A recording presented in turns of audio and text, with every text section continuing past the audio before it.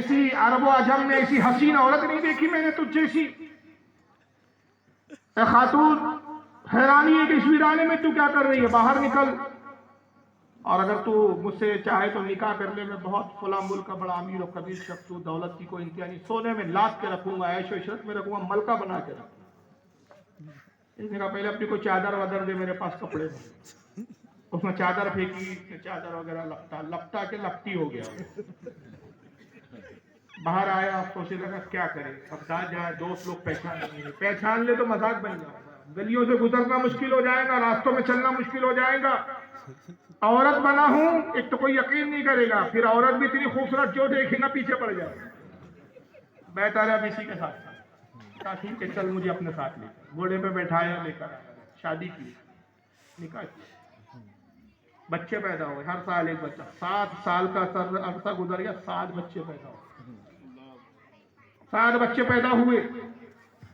अब ये अपने शोहर के साथ बड़ी खुश रह रही है।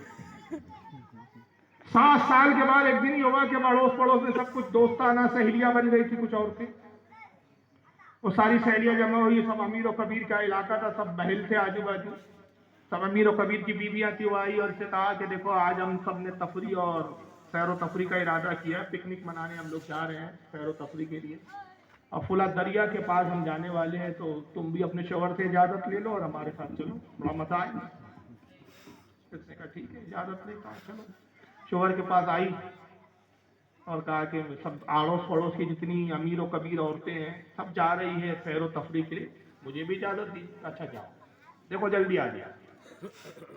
अब सारी ये खवातीन के साथ ये निकलता निकलती। अब हाँ दरिया के किनारे, उस शहर में जो दरिया था, उस दरिया के किनारे वो सैर व तफरी पिकनिक हो रही है, कोई खाना बना रहा है, कोई मस्ती कर रहा है, घूम रहा है। कुछ औरतें कहती आओ चलो दरिया में नहाते।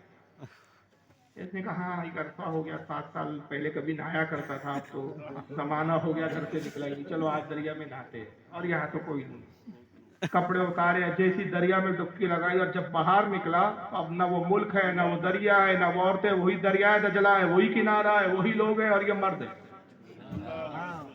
अब औरत से फिर दोबारा मर्द हो चुका, हैरान क्या ये ख्वाब था, क्या एक पानी की डुबकी में मैं ख्वाब देख रहा था, यकीन नहीं आ रहा, हैरान फिक्रमंद, बड़ा परेशान हुआ। उसी परेशानी में बाहर निकला, कपड़े रखे हुए थे, कपड़े पहना, तब्दील किया, आहिस्ता आहिस्ता सोचो विचार करते हुए, फिक्र करते घर जैसी पहुंचा, बीवी मछली छील रही, कहती आप तो कह रहे थे कि मैं नहा कर आऊंगा, आप नहाए भी कि नहीं, कि यूं गए यूं आ गए। मछली छीली जा रही है, वहां से कुछ नहीं कहा, फौरन तेजी के साथ दौड़ता हुआ जाता है शेख अब्दुल कादिर जिलानी की मजलिस पे। वही मजमा है, वही मेंबर है, कह रहा मेरे आका गए, कुंडी हिल रही थी, वापस लौटे, पानी जज्ब नहीं हुआ था, बिस्तर गर्म था, जैसी यहूदी पोछा मुस्कुरा के कहते अब मेराज पर तुझे यकीन आया। सुभान अल्लाह, सुभान अल्लाह, नारे तकबीर, नारे रिसालत, करामते गौसे आजम, फैजाने गौसे आजम हजरत अल्लामा फारूक साहब रज़वी क़िबला, सुभान अल्लाह। अंदाजा लगाइए ये वो गौसे आजम का मकाम है कि इस जमाना इनकी मुट्ठी में, सुभान अल्लाह। आप कहते हैं कि इस जमाने मेरे पास हाजिर होते हैं, गुजरे हुए हालात की खबर देते और आने वाले हालात की भी इत्तला मुझे। बेशक, सुभान अल्लाह, बहुत खूब। वो यहूदी कदमों में गिरता और कलमा पढ़ के मुसलमान। तो महराज के वाक़े को प्रैक्टिकली आपने बता दिया, मगर साथ में बस ये आखिरी मरहले पे मैं ख़त्म करूंगा, और किसी को कुछ सवाल पूछना हो तो पूछ सकते हैं आप लोग, कोई भी शुबा हो, कोई सवाल हो, मालूमाती हो, मसला हो, पूछने की इजाज़त है।